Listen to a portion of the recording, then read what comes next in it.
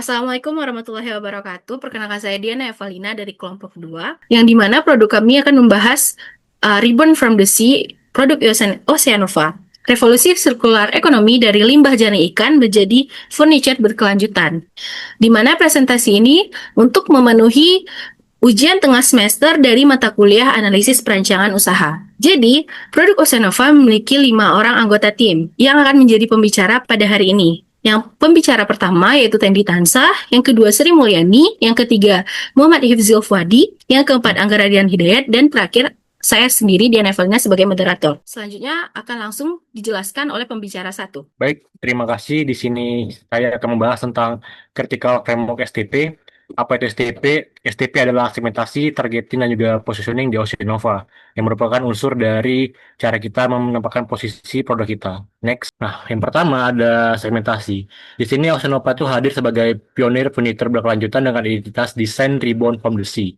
Nah, kami mengubah limbah laut menjadi karya dengan nilai seni yang sangat tinggi, produk yang tahan lama, ringan, dan juga syarat akan nilai sosial. Di sini kami menggunakan pendekatan lokal, sustainability branding, dan juga storytelling emosional, sehingga kami dapat menempatkan diri kami sebagai merek eco premium, relevan, dan juga kompetitif di pasar nasional. Yang kedua ada targeting. Di sini kami merancangnya dengan 4 sisi utama. Yang pertama dari geografis, kami berfokus pada wilayah pesisir Aceh sebagai lokasi utama, dan kami akan majukan ke pasar nasional sebagai langkah ekspansi jangka panjang. Lalu yang kedua ada demografis. Di sini kami menargetkan konsumen dengan kelas menengah ke atas, seorang profesional muda yang sangat tertarik dengan desain artistik dan juga nilai keberlanjutan. Dari segi psikologi dan juga perilaku, kami menyasar individu dengan gaya hidup yang sadar akan lingkungan, loyal terhadap band sosial, dan juga sangat tertarik terhadap produk dengan nilai makna yang sangat kuat. Yang ketiga ada positioning. Di sini kami akan mulai dari Aceh, lalu kami akan ekspansi ke pasar nasional yaitu Indonesia. Nah, kami bukan hanya bergerak untuk menyasar target individu, tapi kami juga bergerak secara B2B dengan bisnis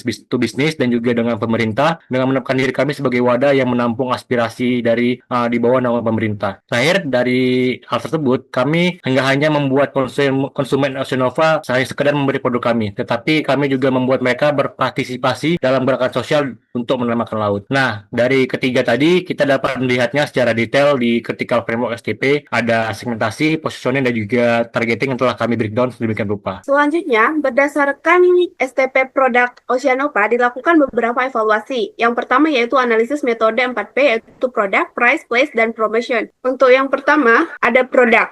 Oceanova menghadirkan eco premium furniture berbahan limbah jaring ikan yang diolah menjadi material komposit bernilai estetika tinggi. Produk ini memadukan desain modern, ketahanan cuaca, serta nilai sosial melalui pemberdayaan nelayan lokal. Untuk memperkuat kepercayaan pasar, terutama segmen B2B seperti hotel dan resort, perlu dilakukan uji material dan sertifikasi kualitas. Yang kedua ada price. Strategi harga Oceanova menekankan citra premium dengan tetap menyesuaikan sensitivitas pasar lokal. Model yang digunakan adalah value-based pricing untuk segmen B2B seperti hotel dan segmen B2C. Penetapan harga mempertimbangkan biaya pengumpulan jaring dan edukasi pasar, di mana konsumen membayar tidak hanya produk, tetapi juga nilai sosial dan lingkungan di baliknya. Yang ketiga ada place. Distribusi Oceanova mencakup model B2B untuk klien seperti resort, arsitek, dan hotel, serta B2C melalui showroom dan platform e-commerce. Kanal fisik seperti galeri atau pop-up booth di kawasan wisata Banda Aceh digunakan untuk memperkuat storytelling produk. Untuk efisiensi rantai pasok, dibutuhkan collection hub di wilayah pesisir guna menekan biaya reverse logistik. Yang terakhir ada promotion. Promosi Oceanova berfokus pada eco storytelling yang menampilkan perjalanan jaring ikan dari nelayan hingga menjadi furnitur bernilai tinggi serta dampaknya terhadap pengurangan limbah laut. Strateginya mencakup konten marketing, kolaborasi dengan influencer desain hijau, dan partisipasi dalam pameran furnitur berkelanjutan. Baiklah, dilanjutkan ke analisis metode 6O. Yang pertama itu occupant. Next, jadi occupant ini siapa saja cakupan pembeli produk Oceanova. Nah, jadi terbagi menjadi 3 segmentasi pembelinya, yaitu yang pertama B2C, business to customer. Itu mencakup profesional muda, desainer, dan perancang interior. Kemudian ada B2B, business to business, mencakup pemilik kafe, hotel, resort, dan restoran bertema laut atau ramah lingkungan. Kemudian juga pemerintah. Yang kedua itu ada objek. Jadi Oceanova ini produknya itu adalah kursi, meja, panel, dan dinding dengan opsi customization untuk pasar B2B. Jadi produk ini juga dilengkapi data teknis, panduan perawatan, serta transparansi bahan dan kepatuhan lingkungan guna memperkuat kredibilitas. Juga produk ini dirancang dengan material berkelanjutan. Yang ketiga itu ada occasion. Nah, jadi occasion ini kapan peluang produk ini bisa dijual, ya, kesempatan apa aja yang bisa dimanfaatkan, yaitu muncul saat renovasi hotel, pembukaan usaha, dan juga pembelian interior rumah baru atau event bertema sirkular ekonomi. Jadi menurut Kamil juga kegiatan pra-event dapat membantu produk ini meningkatkan kepercayaan dan partisipasi pembeli. Kemudian yang keempat itu organization, siapa saja pihak-pihak yang terlibat dalam produksi Oceanova ini. Itu ada nelayan lokal, pengumpul, masyarakat, pemerintah, pengusaha, dan universitas sebagai mitra pengembangan produk. Selanjutnya, kelima itu ada objektif, di mana tujuan jangka pendek dari Oceanova ini adalah membentuk ekosistem daur ulang jaring ikan di wilayah pesisir dengan melibatkan masyarakat sebagai tenaga kerja dalam meningkatkan edukasi dan kesadaran lingkungan. Nah, tentunya langkah ini menjadi fondasi keberlanjutan bisnis yang mengubah limbah laut jadi sumber daya yang bernilai tinggi. Selanjutnya, yang keenam, operation. Pada bagian operation ini, Oceanova menjalankan prinsip circular economy yang dimulai dari pengumpulan jaring ikan melalui sistem reverse logistik bersama nelayan hingga proses eco-extrusion yang mengubahnya menjadi lembaran polimer yang siap dibentuk. Melalui proses pemberhasilan biodegradasi, kekuatan bahan dapat meningkat hingga 20%, sehingga layak digunakan untuk furniture tahan cuaca. Selanjutnya, ada keunggulan dan kekurangan dari Oceanova.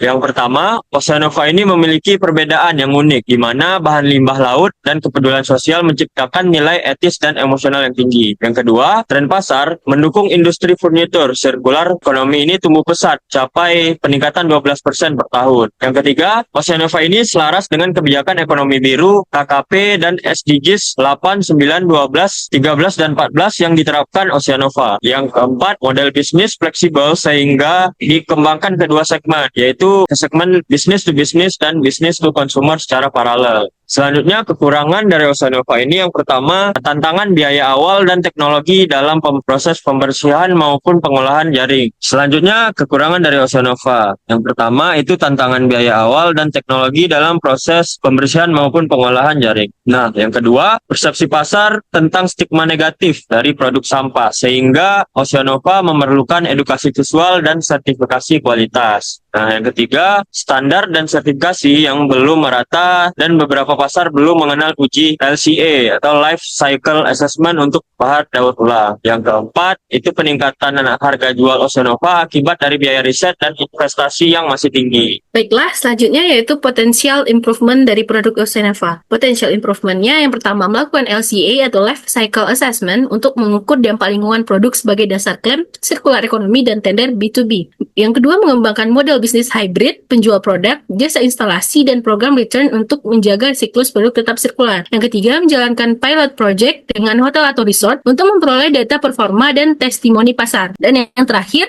melakukan pengumpulan limbah bersama antara industri dan komunitas lokal berpotensi meningkatkan efisiensi sumber daya dan mengurangi kebutuhan material baru. Selanjutnya, yaitu best practice dari produk Oceanova atau pelajaran yang dapat diambil dan direplikasi. Ada 4 poin juga. Yang pertama, design for circularity dengan merancang furnitur yang mudah diperbaiki agar bisa di-recycle ulang di masa depan. Yang kedua, kolaborasi multi-stakeholder dengan nelayan, masyarakat pesisir, pemerintah, dan universitas untuk memperluas dampak sosial dan riset. Yang ketiga, pilot and scale, mulai dari proyek percontohan di resort lokal, lalu direplikasi berbasis feedback konsumen. Dan yang terakhir, pemasaran edukatif melalui storytelling dan workshop komunitas untuk mengubah persepsi negatif konsumen tentang produk dari limbah. Jadi kesimpulan dari presentasi ini yaitu produk Oceanova merupakan inovasi berkelanjutan yang mengubah limbah jari ikan menjadi furniture bernilai estetika dan sosial tinggi melalui penerapan sirkular ekonomi. Nah, melalui strategi STP tadi yang terdiri dari analisis dengan metode 4P dan 6O yang kuat, Oceanova berpotensi menjadi usaha eco-furniture Aceh dengan dampak sosial dan lingkungan yang positif. Baiklah, sekian hasil presentasi dari kelompok kami. Mohon maaf apabila ada kesalahan. Assalamualaikum warahmatullahi wabarakatuh.